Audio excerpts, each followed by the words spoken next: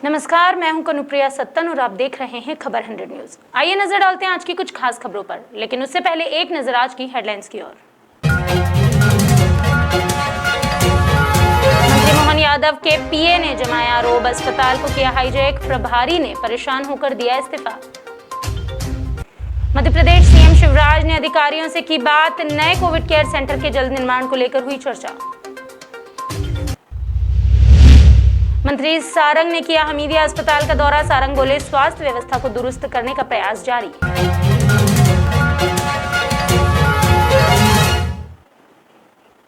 एक तरफ तो कोरोना महामारी की वजह से अस्पताल में ऑक्सीजन और बेड के लिए हाहाकार मचा हुआ है, लेकिन वहीं दूसरी तरफ कैबिनेट मंत्री मोहन यादव के प्रतिनिधि अभय विश्वकर्मा पर एक अस्पताल को ही हाईजैक कर लेने का आरोप लगा दिया गया है। दरअसल उज्जैन के माधवनगर कोविड अस्पताल के प्रभारी रहे डॉक्टर संजीव कुमरावत ने अभय विश्वकर्मा पर कुछ गंभीर आरोप लगाए हैं। डॉक्टर कुमरावत ने कहा कि अभय ने अस्पताल को हाईजैक कर लिया है। अभय गैर कानूनी ढंग से अस्पताल के बेड पर कब्जा करता है। डॉक्टर कुमरावत की माने तो इन्हीं बातों से परेशान होकर उन्होंने निगम कमिश्नर क्षितिज सिंघल से अपना ट्रांसफर करवाया है। हालांकि अभय विश्वकर्मा अपने ऊपर लगे आरोपों को सिरे से खारिज कर रहा है। मेरे ऊपर जो इल्ज़ाम लगाया गया है कि मैं पैसे लेकर बेड दे रहा था, भैया सबसे पहले मैं आपको एक बात बता देता हूँ, यदि मैं पैसे ले रहा होता, किसी व्यक्ति से पैसे लिया होता, तो ये सोशल मीडिया का ज़माना, किसी ना किसी ने उस समय एक चीज़ वायरल तो की होती कि कलेक्टर साहब आते हैं, नोडल अधिकारी आते हैं, मरीजों के परिजन तो उनसे मिलकर अपनी समस्या बताते हैं, इस विषय में बताया होता, पहली बात। दूसरी बात, जो तत्कालीन प्रभारी महोदय थे वो तो अपनी दमगाई के लिए जाने जाते हैं, उन्होंने पत्रकार महोदय के ऊपर भी तुरंत एफआईआर करा दी थी और भी लोगों पे तुरंत एफआईआर करा दी थी, तो उस समय मेरे ऊपर एफआईआर करा देते, मेरे विषय में किसी न किसी अधिकारी को तो सूचित करते। जैसा उन्होंने एक चैट वायरल हो रही है उनकी, उसमें ये लिखा हुआ कि उसमें फाइनेंशियल पावर उनको नहीं है। भैया फाइनेंशियल पावर की क्या आवश्यकता है? आपकी ड्यूटी क्या काम करना है? मेरी कोई ड्यूटी नहीं है, मैं लोगों की सेवा कर रहा हूँ। वहाँ पे क्या कर रहे हैं? लोगों को इलाज की ज़रूरत है इलाज करवा रहे हैं, बेड की ज़रूरत है बेड करवा रहे हैं, हम तो करवा रहे, बेड खाली होते हैं। और इस विषय में मैं बिल्कुल वरिष्ठ अधिकारियों को सूचित करता था कि आज हमने इतने बेड में। वहीं दूसरी ओर कांग्रेस विधायक महेश परमार ने इस मामले को लेकर कहा कि मैं इसकी निंदा करता हूं। अभय कैबिनेट मंत्री मोहन यादव का प्रतिनिधि है, इसलिए मंत्री जी को इस्तीफा देना चाहिए। हालांकि कलेक्टर आशीष सिंह ने दोषी पाए जाने पर कार्यवाही की बात कही है। संबंध में मुझे भी मीडिया के माध्यम से संज्ञान में ये चीज़ आई थी और हम लोगों के द्वारा जो नियम माधवनगर में बनाए गए हैं कि जो ट्रायज एरिया है जहाँ पर लोग आते हैं, ऑक्सीजन सैचुरेशन लेवल कम होता है, उनको हम लोग ऑक्सीजन के साथ में वहाँ पर बैठा देते हैं जिससे कि उनकी जान बची रहे। अगर कोई बेड खाली होता है तो पहली प्राथमिकता उन्हीं को दी जाती है, उसी के हिसाब से नियमानुसार ये चीज़ चली है। डॉक्टर कुमरावत ने ज़रूर कुछ इस प्रकार की चीज़ें बोली हैं। अगर कोई भी ऐसा वाकया सामने आता है, कोई भी शिकायत आती है, कोई भी केस मिलता है अगर पैसे लेने वाला, तो चाहे कोई भी व्यक्ति हो, हम लोग। शनिवार को मुख्यमंत्री शिवराज सिंह चौहान ने बुधनी में निर्माणाधीन 300 बिस्तर के कोविड केयर सेंटर के संबंध में अधिकारियों से चर्चा की। बता दें, एकलव्य आवासीय परिसर में बनाए जा रहे कोविड सेंटर का निर्माण आईटीसी कर रही है। इसके चलते आईटीसी के पदाधिकारियों ने सीएम शिवराज को बताया कि युद्ध स्तर पर कार्य जारी है। इस सेंटर को 3 चरण में पूरा किया जाएगा। सीएम ने भी आश्वस्त किया कि सरकार आपके साथ है, जल्द ही इस काम को खत्म किया जाए।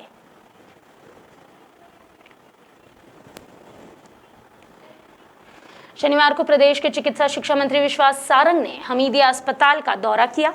इस दौरान चिकित्सा शिक्षा मंत्री ने कोरोना मरीजों का इलाज कर रहे डॉक्टर्स की टीम से बातचीत की। साथ ही हमीदिया अस्पताल में सर्व सुविधा युक्त 20 बेड की नई बिल्डिंग के निर्माण के लिए भूमि का अवलोकन कर अधिकारियों को जरूरी निर्देश भी दिए। इस मौके पर मंत्री सारंग ने कहा कि गांधी मेडिकल कॉलेज और हमीदिया अस्पताल में कोरोना का उपचार करा रहे मरीजों की भोजन व्यवस्था और बेहतर बनाने के निर्देश अधिकारियों को दे दिए गए हैं। कोरोना से पीड़ित मरीज और मेडिकल स्टाफ मानसिक तौर पर मजबूत रहे, इसके लिए नए कार्यक्रम चलाने पर भी विचार किया जा रहा है, क्योंकि कोरोना से लड़ाई में मरीज का मानसिक तौर पर मजबूत होना उपचार में सबसे ज्यादा फायदेमंद साबित हो रहा है।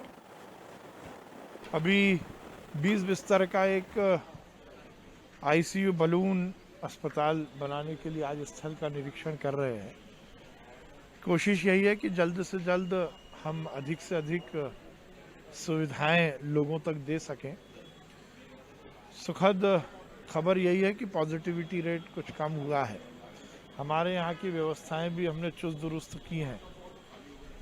किसी मेडिकल कॉलेज में 300 बिस्तर आईसीयू के चलाना भी अपने आप में एक बड़ा संकल्प था और हमारे डॉक्टर्स की मेहनत से हम सुचारू रूप से आईसीयू वार्ड 300 बिस्तर का हम चला रहे हैं। टोटल मिला के लगभग 650 बिस्तर हम हमीदिया अस्पताल में चला रहे हैं और व्यवस्थाएं चुस्त दुरुस्त हों उसके लिए मैं आया हूं। और खासकर अभी आज एक निर्णय लिया है कि जो पेशेंट बहुत सिक हैं उनको भोजन कराने के लिए भी हम कुछ स्टाफ अपॉइंट।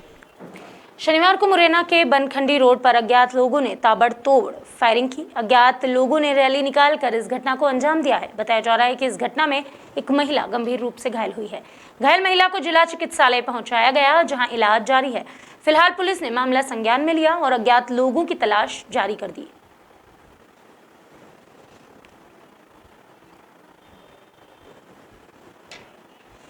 अलीराजपुर जिले की चंद्रशेखर आजाद नगर पुलिस ने सेजावाड़ा गांव के मांगलिया घाटी फालिया से करीब 160 पेटी अवैध शराब को जब्त करने में सफलता हासिल की।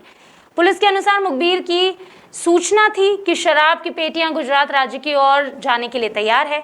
सूचना के आधार पर कार्यवाही करते हुए पिकअप वाहन को जब्त किया गया और अवैध रूप से भरी शराब की पेटियों को कब्जे में लिया, जिसकी कुल कीमत 3,20,000 रुपए आंकी जा रही है। फिलहाल पुलिस मामले में छानबीन कर रही है।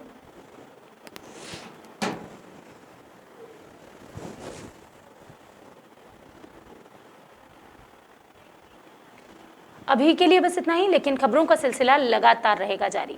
खबर 100 बार बार लगातार अपने दर्शकों से यही अनुरोध कर रहा है कि समय बुरा है, वक्त कठिन है, इस दौर में अपने घरों पर बने रहिए। ऐसे कई लोग हैं जिन्होंने अपने अपनों को खो दिया है और उनसे पूछिए कि अपनों को खोने की तकलीफ क्या होती है। इसलिए कोरोना को सीरियसली लीजिए, मास्क लगाइए, सैनिटाइजर का इस्तेमाल कीजिए और शादियों में या किसी भी ऐसे सामूहिक फंक्शन में जाने से बचिए जिसके लिए बार बार लगातार सरकार और प्रशासन आपसे अपील कर रहा है। आपका होना सबसे ज़्यादा ज़रूरी है। और देखते रहिए खबर 100 न्यूज़, जनता की बुलंद आवाज़।